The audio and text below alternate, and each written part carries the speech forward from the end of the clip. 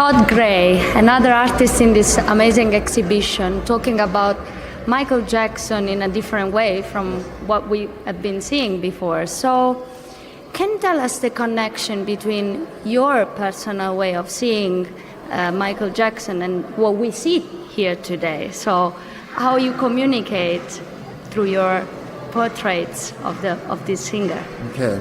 Well, as you see, I've combined photographs I made of Michael while I worked for him in the late 70s and 80s as his personal photographer, with photographs that I made in Ghana, where I keep a studio. I live in Los Angeles, but I go back and forth from Ghana and I make work.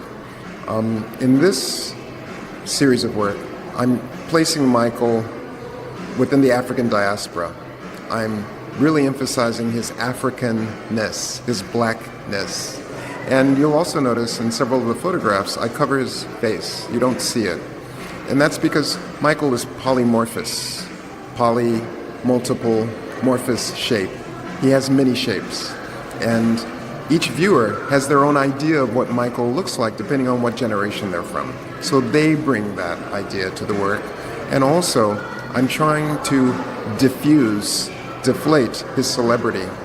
And so by doing that, I cover his face so you can think of him as a man of color, as a black man, as an African man. And then maybe you'll start thinking of these works in a different way and not just, oh, it's Michael. That's not what I'm interested in at all. I really am thinking about him as a representative of diaspora. And in that way, Michael becomes me. He becomes a surrogate for me and all black Americans and all South Asian, all diasporic subjects of color. And that's important to me.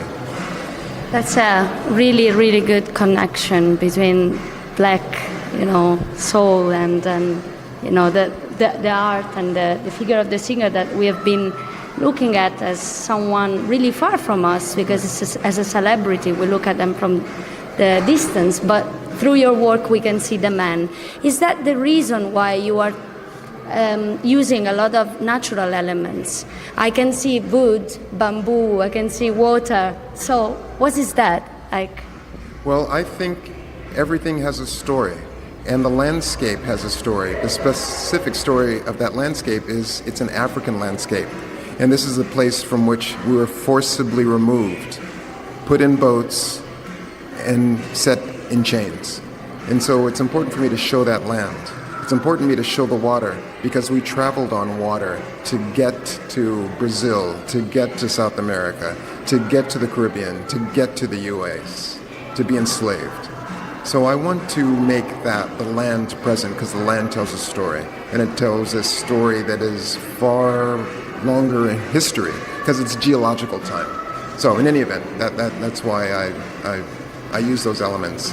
And then you'll also notice in some of the photographs, you'll see shards of wood or bamboo.